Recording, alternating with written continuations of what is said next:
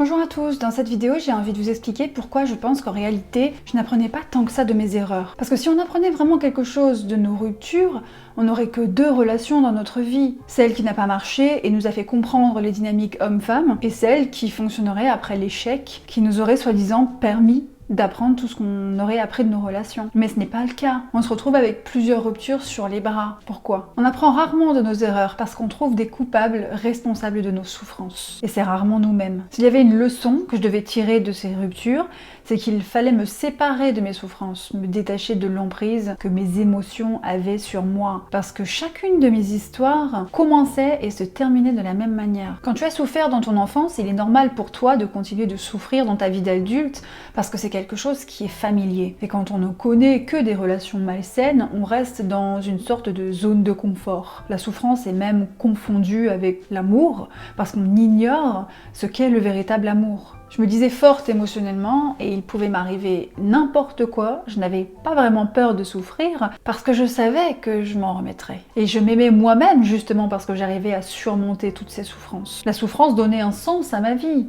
Parce que ça me rendait forte, et être forte me donnait confiance en moi. C'est bien qu'en réalité, je ne me méfiais pas vraiment du mal qu'on pouvait me faire. Ce qui explique pourquoi je ne trouvais pas normal de ne pas souffrir en étant en couple avec certains hommes. Et je cherchais souvent des problèmes là où il n'y en avait pas. Je pensais vraiment qu'un homme ne pouvait pas me connaître tant que je ne lui avais pas raconté toutes mes souffrances. Et pire encore, je pensais qu'il tomberait amoureux de moi grâce à tout ce que j'ai surmonté. Il fallait que je raconte les mêmes histoires à chaque nouvelle personne que je rencontrais. Autrement, je ne me sentais ni moi-même, ni en confiance. Il fallait absolument qu'un homme me trouve intelligente et forte pour avoir surmonté tout ce que j'avais surmonté. Je pouvais pas sélectionner des hommes rigoureusement, il suffisait juste qu'on m'écoute.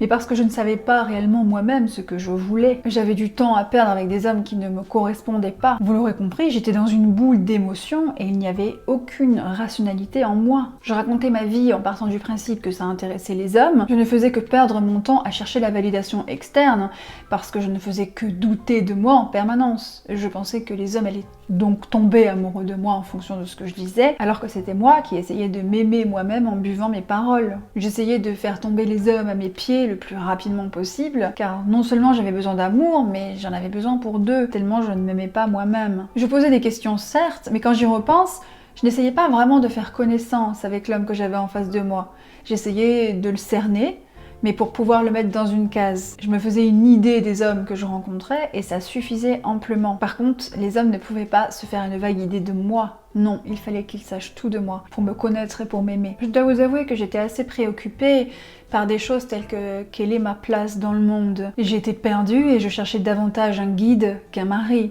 Je devenais dépendante de l'idée de l'amour et je ne savais pas rester seule. Ma tête débordait de questions existentielles auxquelles je n'avais pas de réponse et la compagnie des hommes m'évitait d'être rappelée sans cesse à quel point j'étais perdue dans ma vie. Il est difficile de jongler entre la vie sentimentale et les projets professionnel. Je n'ai jamais su le métier que je voulais faire et j'ai passé ma vie à chercher un idéal qui n'existe pas. J'ai tout commencé dans ma vie mais j'ai jamais rien fini parce que je pensais naïvement que tout était facile. Parce que j'avais souffert, je méritais que tout soit facile. J'ai toujours abandonné à la moindre difficulté, même des relations parfaitement saines. Et la pire des difficultés aujourd'hui, je pense, c'est d'avoir assez confiance en soi et son intelligence pour se dire qu'on peut y arriver, que ce soit dans les relations amoureuses ou dans la vie professionnelle. Tout est une question de confiance en soi, mais également une question de réalité. On n'est pas différent parce qu'on a souffert.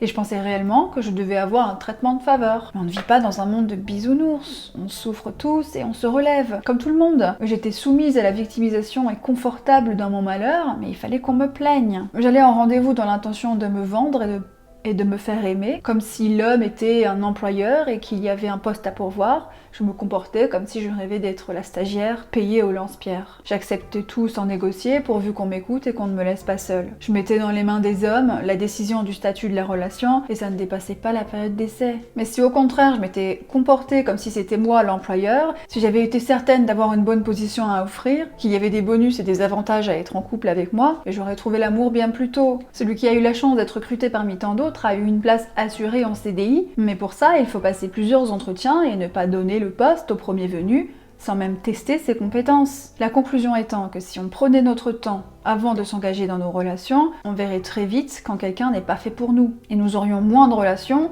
et plus de qualité. Je ne pensais qu'à mes besoins et il était hors de question que je me sente soumise, mais j'étais bel et bien soumise à mes émotions. Quand on s'aime assez soi-même, on n'a pas peur de faire du bonheur des autres une priorité. Merci d'avoir regardé et je vous dis à mardi.